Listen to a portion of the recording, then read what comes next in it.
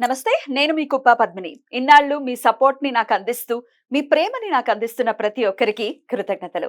ఇప్పుడు చూడబోతున్న ఈ వీడియో కూడా ఖచ్చితంగా మీకు ఉపయోగపడుతుంది. లైక్, షేర్ అండ్ సబ్స్క్రైబ్ చేసి మీ ఇష్టాన్ని, అలాగే మీ సపోర్ట్‌ని నాకందించండి. అలాగే ఈ వీడియో పట్ల మీ అభిప్రాయాన్ని కామెంట్ సెక్షన్‌లో కామెంట్ చేసి నాకు తెలియజేయండి. నమస్తే. నమస్తే. Welcome to our channel. నేను పద్మిని. ప్రస్తుతంతో పాటు ప్రముఖ ఆధ్యాత్మికవేత్త, ప్రముఖ న్యూమరాలజిస్ట్, లక్ష్మీ నరసింహస్వామి ఉపాసకురాలు శ్రీమతి స్రవంతి గారు మనతో పాటు ఉన్నారు. మాట్లాడదాం. నమస్తే అక్క. నమస్తే పద్మిని. అక్క, గానగాపురం వెళ్ళొచ్చారు. ఎలా జరిగింది?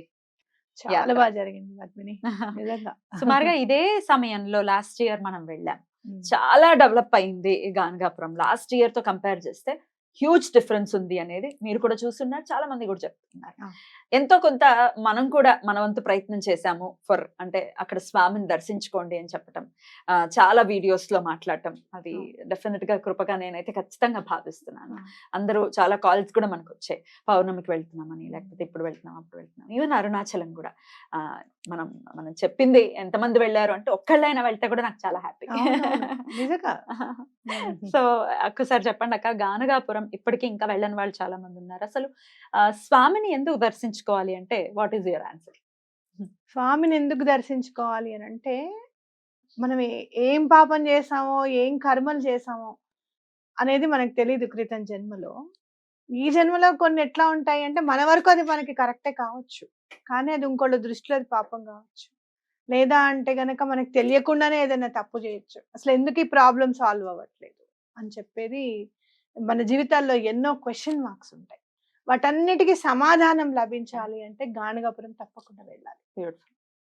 You have a question in your life, we need an answer for that. Answer ఎక్కడ దొరుకుతుంది అని అంటే గానగాపురంలో దొరుకుతుంది, తప్పకుండా దొరుకుతుంది. ఎందుకనంటే శ్రీ గురులు నాకు ఎంతో నిజంగా చెప్పాలి అంటే ఎన్నో సార్లు నేను గానగాపురం వెళ్ళాను.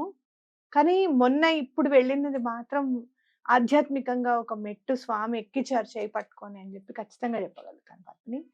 ఎందుకనంటే ఎన్నో క్వశ్చన్స్‌కి ఆన్సర్స్ అన్నమాట. మామూలుగా కూర్చుంటే ఎప్పుడు గురుచరిత్ర చదువుదాము అన్న ఆలోచన రాలేదు. ఈసారి గురుచరిత్ర స్టార్ట్ అయిన నుంచే గురుచరిత్ర చదవడం, వితిన్ 1.5 డేలో గురుచరిత్ర కంప్లీట్ చేసేయడం, ఇవన్నీ కూడా జరిగిందన్నమాట. అయితే స్వామికి మనం లాస్ట్ టైం వెళ్ళినప్పుడు ఈసారికి చాలా డెవలప్ అయిపోయింది గానగాపురం. ఇంకా చాలా మంది వస్తున్నారు. నేను గానగాపురం లాస్ట్ టైం వెళ్ళక మునుపు కూడా నాకు కాల్స్ వచ్చేవి పద్మిని. అమ్మ మీరు శ్రీపాద శ్రీవల్లభుల గురించి చెప్పారు కదా, మేము కూడా ఆయన భక్తులమే, చాలా బాగా చెప్పారు మీరు అని. మీరు గానగాపురం గురించి చెప్తున్నారని కాదు, మెయిన్ గా శ్రీపాద శ్రీవల్లభుల గురించి చెప్తున్నారు, దత్తాత్రేయ స్వామి గురించి చెప్తున్నారు, మేము కూడా దత్త భక్తులం అని చెప్పి. ఎవరో అసలైతే వైఫ్ అండ్ హస్బెండ్ అయితే ఇంటికి కూడా వచ్చారు. వచ్చి వాళ్ళు చాలా బాగా చెప్తున్నారమ్మా మీరు అని చెప్పడము, బలానా టెంపుల్స్ కి వెళ్ళండి ఇంకా అని చెప్పడము, అలా చాలా మంది చేసేవారు. నేను అనుకునేదాన్ని, చూస్తున్నారు కదా వాళ్ళకి, నాకెందుకో అతిశయక్తిగా అనిపించేది. నేను చెప్తేనేనా, అంతకుముందు వాళ్ళకి తెలీదా, నేను చెప్తేనే ఇంకా ఎక్కువగా కనెక్ట్ అయ్యామని అంటున్నారా, అది నేను ఎప్పుడు అంత ఇదిగా అనుకోలేదు. కానీ లాస్ట్ టైం ఎప్పుడైతే నేను గానగాపురం వెళ్ళానో అందరూ అసలు ఎంతమంది మనల్ని పలకరించారు, ఎంతో మంది. సంతోషం అనిపిస్తుంది అలా పలకరిస్తూ. ఒక్కళ్ళైతే మాత్రం వాళ్ళు వస్తూ మనం వస్తే బాగుండు అని అనుకున్నాం. ఆ వేవ్ లెంత్ చూడు, గురు భక్తులని అంటే భగవద్ బంధువులు అని మనం చెప్పుకోవచ్చు. కలవటం కోసం ఏదో గొప్ప చెప్పుకోవటం కాదు, అది కలుసుకోవడం ఏంటి, వాళ్ళు నన్ను కలవడం ఏంటి. స్వామి అంటే మనకి నిరూపణ చేశారు. అంటే మనం ఏదైనా ఒకటి మంచి విషయం మనకు అర్థమైంది, నలుగురికి చెప్తే అది నలుగురికి అర్థమవుతుంది. వాళ్ళు ఎలా అర్థం చేసుకోగలుగుతారో అంత బాగా అర్థం చేసుకోగలుగుతారు, దాని మీద తప్పకుండా దృష్టి పెడతారు అన్న విషయం నాకు కూడా అర్థమైంది అక్కడికి. అది అయిపోయిన తర్వాత నిన్న నేను వెళ్ళినప్పుడు ఒకళ్ళు నాకు బుక్స్ ఇచ్చారు, శ్రీపాద శ్రీవల్లభులవి, మీరు పంచండి అమ్మా, మేము మన ఇంట్లో పంచం. వాళ్ళు మన పూజ చేయించుకున్నారు కదా, వాళ్ళు బుక్స్ పంచి పెట్టారు. అయితే మీ దగ్గర ఇంకా బుక్స్ ఉన్నాయా అని నేను అడిగితే, మేము తెచ్చిస్తామమ్మా, మీరు పంచేసేయండి మిగతావి అని చెప్తే నేను వచ్చిన వాళ్ళందరికీ ఇస్తున్నాను. అయితే ఈసారి ఒక 5 బుక్కులు తీసుకొని వెళ్ళాను అనమాట. వెళ్ళి ఒకళ్ళకి ఇచ్చిన వెంటనే ఇయ్యక ముందు వాళ్ళు వచ్చి, అమ్మ మీరు వీడియోస్ చేస్తారు కదా అని అంటే, అవునండి అని అంటే, వాళ్ళు లిటరల్ గా మనం చేసిన వీడియో సేవ్ చేసుకొని పెట్టుకొని ఆ ఫోటో చూపించారు పద్మిని. అమ్మ మీ వీడియో ఎప్పుడు మాకు మనసు ఇలా అనిపిస్తే వెంటనే ఈ వీడియో వింటామమ్మా, మాకు చాలా ధైర్యం అనిపిస్తుంది. అలా చాలా మంది గుర్తుపట్టుకోవడం చాలా ఆనందంగా అనిపించింది నాకు. Right. అలా ఒక ఆయన కలవడం, ఆయన శేషారావు గారు అని చెప్పి. ఆయన అమ్మ మీరు అదేంటి తెలుగు వారేనా అని చెప్పి అక్కడ జరిగే విశేషాలన్నీ చెప్పడం. మీరు రండి తప్పకుండా. మేము ఇక్కడ అరేంజ్ చేస్తాం. మీకు ఏం కావాలంటే అది మేము అరేంజ్ చేసి పెడతాం అని చెప్పడం. అంటే ముందస్తు ప్రణాళికకి మనం వస్తాము, ఇంతమందిని తీసుకొని వెళ్దాం అని అనుకున్నాం కదా. అనుకున్నాం. ఆ ప్రణాళికకి తగ్గట్టుగా రంగం స్వామి సిద్ధమైంది. నిజంగా సిద్ధం చేశారు. ఖచ్చితంగా అక్క, ఖచ్చితంగా. అయితే ఎక్కడ ఎగ్జాక్ట్ గా ఎక్కడ ఉంది ఇంకా తెలియని వాళ్ళు ఉన్నారు. ఎక్కడ ఉంది గానగాపురం అని అంటారు, ఎలా వెళ్ళాలో తెలియదు అని అంటారు. వాళ్ళకి ఒకసారి టూకీగా చెప్పండి. తప్పకుండా చెప్తాను. బీదర్ దగ్గర మనకి గుల్బర్గా అని ఉంటుంది. గుల్బర్గాని కాలాబుర్గి అని పిలుస్తున్నారు. ఇప్పుడు చాలా మంది పేర్లు మార్చేసుకుంటున్నారు కదా ఊర్లవి, పాత పేర్లు పెట్టుకుంటున్నారు. కాలాబుర్గి అని ఉంది. గుల్బర్గానే కాలాబుర్గి. అక్కడి నుంచి ఇంకో గంటన్నర ప్రయాణం ఉంటుంది. ఆల్మోస్ట్ ఒక గంట ప్రయాణం ఉంటుంది. గానగాపురం ఇక్కడ నుంచి హైదరాబాద్ నుంచి ఎంతసేపు పడుతుంది? 5 hours పడుతుంది. మీరు కనుక వెహికల్ తీసుకుని వెళ్తే 5 hours పడుతుంది. దగ్గరే, విజయవాడ వెళ్ళినట్టే. ఒక 5గురు వెళ్తున్నారు కలిసి అంటే వెహికల్ లో వెళ్ళండి. తప్పకుండా వెహికల్ రూట్ అంతా బాగుంటుంది. రూట్ బానే ఉంటుంది. ఇది వరకు అంటే ఇప్పుడు చాలా బాగుంది మనం వెళ్ళిన దానికంటే కూడా. బాగుంది. వెళ్ళొచ్చు. తప్పకుండా అక్కడ మీకు దగ్గరలో చాలా మఠాలు ఉన్నాయి. ముందే మీరు మీరు అంటే పౌర్ణమి అప్పుడు అమావాస్య అప్పుడు వెళ్ళకండి. ఫస్ట్ టైం వెళ్ళే వాళ్ళు వెళ్ళకుండా ముందు మామూలుగా రెస్ట్ లేని రోజుల్లో వెళ్తే పౌర్ణమికి అమావాస్యకి ముందే బుక్ అయిపోయి ఉంటాయి అన్నమాట. లేనప్పుడు వెళ్తే మీకు ఎవరైనా పరిచయం అవుతారు అక్కడ. ఏమండి మేము ఇలా నెంబర్స్ తీసుకోవడము, మఠాలు వాళ్ళది, మేము వస్తున్నామంటే మీకు ఎన్ని రోజుల ముందు మేము చెప్పాలి అని చెప్పడము. అక్కడ మఠంలో వాళ్ళు చాలా మీరు భిక్షావందనం చేసుకోవాలనుకుంటే కనుక, భిక్షావందనం అంటే స్వామికి 12 భిక్షను సమర్పిస్తారు. ఎక్కడ అది ఎగ్జాక్ట్ గా? ఎక్కడైనా మనం నుంచొని గణపతి దేవాలయం ఉంది అక్కడ, అంటే ఆ గుడి ప్రాంగణంలో అందరు ఆకులు కొనేసుకుంటారండి. ఆకులు కొనేసుకొని రెడీగా ఉంటారు ఎవరు భిక్ష పెడతారు అని చెప్పి తింటారు. ఇంతటి భిక్షనే అయిపోతుంది. ఇది అవుతుందా ఇక్కడ అని అనుకుంటాం మనం. ఇంత పెద్ద క్యాన్ లో పెరగన వచ్చింది, ఇంత అవుతుందా ఇక్కడ అనుకున్నాను నేను. మళ్ళీ వచ్చిన వాళ్ళకి లేదని చెప్పకుండా ఇంత పెట్టాను. అంత తొందరగా అయిపోతుంది, అసలు ఫాస్ట్ గా అయిపోతుంది. మనం కూడా తినొచ్చు కదక్క. నేనేమనుకున్నానంటే మనం కూడా తినొచ్చు, అది లాస్ట్ కి ఇంత ప్రసాదంగా నేను కూడా తిన్నాను. కాదు, ఎవరైనా మనకి ఇస్తే అయ్యో 5 ఇళ్ళు ఈసారి అది ఒక్కడే కుదరలేదు నాకు. 5 ఇళ్లలో ఒక్క ఇంట్లోనే నేను భిక్షను స్వీకరించాను. 5 ఇళ్లలో మనం కూడా తిరిగి భిక్ష తీసుకుంటే మీరు అనుకున్న పనులు ఎంత త్వరితంగా అయిపోతాయి అంటే అంత త్వరితంగా అయిపోతాయి. 2002లో నేను వెళ్ళినప్పుడు టీ కూడా దొరికేది కాదు అక్కడ. టీ కొట్టు కూడా లేదు, గుడి ఒక్కటే ఉంటుంది. అర్ధరాత్రి 3:30కి పాదుకా దర్శనం ఉండేది అప్పుడు.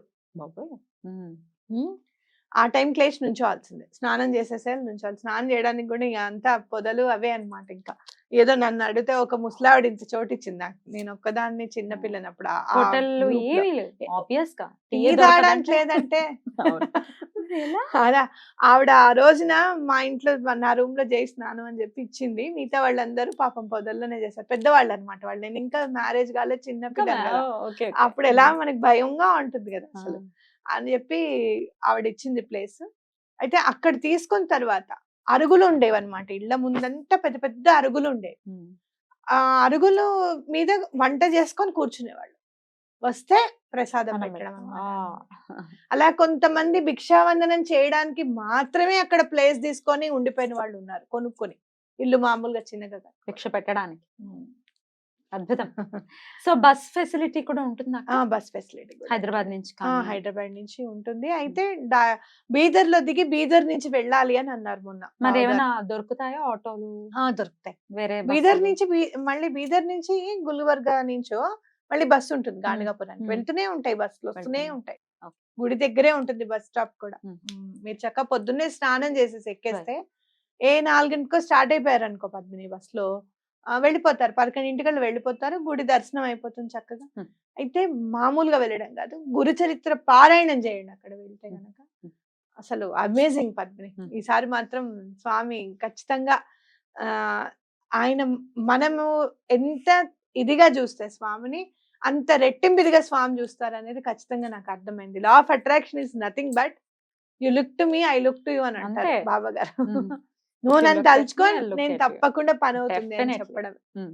అథెంటికేషన్ అనుకున్నాం చూసావా, గురు చరిత్ర మొత్తం లా ఆఫ్ అట్రాక్షన్ పద్మిని. నమ్మకము లా ఆఫ్ అట్రాక్షన్ లో అయిపోయింది అనుకో అంటే నీకు ఎంత ధైర్యం ఉండాలి, గుండెల్లో ఎంత నమ్మకం ఉండాలి. ఎంత నమ్మకం ఉండాలి ఫస్ట్. ఇప్పుడు నేను ఇక్కడ ఈ పెన్ తో ఈ పని నాకు అయిపోయింది అని చెప్పి నేను బిర్యానీ ఆకు మీద కాల్చి రాసేసి కాల్చాను, ఆ విష్ యూనివర్స్ కి పంపించాలి. యాష్ అంటే నవ్వుతున్నారు అందరు, కానీ యాష్ అంటే ఏంటి? ప్రతిదీ మనం హోమం చేస్తాం, అది యాష్ అవ్వదా? హోమం చేసేటప్పుడు మనం ఎలా పంపిస్తున్నాం? ఫోన్లేండి అక్క, అంతే ఇంగ్లీష్ కదా. రాదు. ఫోన్లేండి అక్క, ఇంగ్లీష్ రాక. ఇప్పుడు యూనివర్స్ అంటే విశ్వం, అవును, యూనివర్స్ అని పిచ్చి పిచ్చి మాటలు మాట్లాడుతున్నారు అంటారు. పాపం తెలియదు. అది విశ్వ సుందరిని ఏమంటాం? మిస్ యూనివర్స్ అంటాం. విశ్వం విష్ణుర్వ షట్కారం అంటే ఏమిటి? విశ్వం అంతా విష్ణువు ఉన్నాడు అని తెలియదులే. అది చదువుకోలేదు. It's okay. మన నమ్మకంతో చేస్తున్నామంటే ఎంత ధైర్యం, ఎంత నమ్మకం ఉండాలి మనసులో. ఆ నమ్మకంతో Correct. చేశాం కాబట్టి, అరే ఇంత నమ్మకంతో చేసావనే మనం విశ్వం మనకి తిరిగి ఆ పని చేసి పెడుతుంది అని అర్థం. గురు చరిత్ర మొత్తం లా ఆఫ్ అట్రాక్షన్ చదివితే గనుక, ఒక్కొక్క అధ్యాయం చదువుతుంటే, లేకపోతే ఎండిపోయిన మేడి కర్ర పెడితే అందరు ఇలానే నవ్వారు. నాకు అనిపించింది శ్రీ గురుల్ని వెళ్ళి అడుగుతారు డైరెక్ట్ గా. ఎంత ధైర్యమో చూడసలు. ఆయన భగవత్ స్వరూపం అని తెలుసు, ఆయన వాక్కు, ఆయన మాట్లాడిందే సత్యమవుతుందని తెలుసు. వెళ్ళి ఆయన అడుగుతారు, మీరు ఎలా చెప్పారండి? ఆ పిచ్చివాడు నిజంగానే ఆ మేడి చెట్టుకు నీళ్లు పోస్తున్నాడు, కర్రకి, ఎండిపోయిన కర్రకి. పాపం అతనితో మీరు ఇలా మాట్లాడడం తగదు, ఇది చెప్పడం తగదు మీకు, మీలాంటి వారికి. వాడికి శ్రీ చెప్పండి. గురుల్ని. శ్రీ గురుల్ని. నేను అప్పుడు నేనెంత నవ్వాను. సముద్రంలో కాకిరెట్టమను అనుకోని అవును పద్మిని, అంతే మరి. కరెక్ట్ అక్క. స్వామినే ప్రశ్నిస్తారు. ఇప్పుడు రమణుల్ని పిచ్చివాడు అని కొట్ల, అదే ఇప్పుడు టోపీ అమ్మని పిచ్చిది అని చెప్పి పిచ్చి బాగుడు వీళ్ళంతా ఏంటంటే వాళ్ళకి ఏదన్నా ఒకటి కావాలన్నమాట. ఏదో ఒకటి ఆ పని కావాలి. అయిపోతే అప్పుడు మనిషి ఉన్నప్పుడు తెలియదు అంటారు చూసావా, ఇదే బాబా గారు ఉన్నప్పుడు ఉన్నప్పుడు తెలియదు, అది ఇప్పుడు లేనప్పుడు కూడా తెలియట్లేదు కొన్ని ఆవదమ్మహాలకి. ఏం చేస్తాం. అదే నేను ఇప్పుడు వాసుదేవానంద సరస్వతి బుక్ కూడా చదువుతున్నాను. చదివినప్పుడు మీకు ఎక్స్ప్లెయిన్ చేస్తాను స్వామి. తప్పకుండా. వాసుదేవానంద సరస్వతి స్వామి సాయిబాబా గారిని సహోదరుడిగా స్వీకరించారు అని అంటే ఆయన ఎంత మహిమాన్వితుడు. ఆయన బల్ల గుద్ది చెప్పవచ్చు, ఆయన దత్తాత్రేయ స్వామి అవతారమే. ఒకసారి వివరంగా మాట్లాడదాం తప్పకుండా నెక్స్ట్ ఎపిసోడ్ లో. రైట్, గానగాపురంకి మరి వెళ్ళాలి అనుకున్న వాళ్ళు ఇంకేమైనా డౌట్స్ ఉంటే కమెంట్ సెక్షన్ లో తెలియచేయండి. ఖచ్చితంగా అక్క గాని నేను గాని ఖచ్చితంగా ఆన్సర్ చేస్తాను. ఇంకొకటి చెప్తాను, మీరు గానగాపురం వెళ్తే నిద్ర చేసే విధంగా వెళ్ళండి తప్పనిసరి పరిస్థితికి. అలాగే తుల్జా భవాని అమ్మవారిది కూడా 1.5 hour లో అయిపోతుంది అనమాట. వెళ్ళాలి, అది కూడా చూసుకునేటట్టుగా వెళ్తే చాలా మంచిది. ఓ 3 రోజులు పడుతుందిగా. 2 days లో అయిపోతాయి. 1-2 days లో 1-2 days లో అన్ని అయిపోతాయి. చక్కగా చేసుకోండి. ఇంకా డౌట్స్ ఉంటే ఖచ్చితంగా కమెంట్ చేయండి. రైట్ అక్క, thank you so very much. నమస్తే.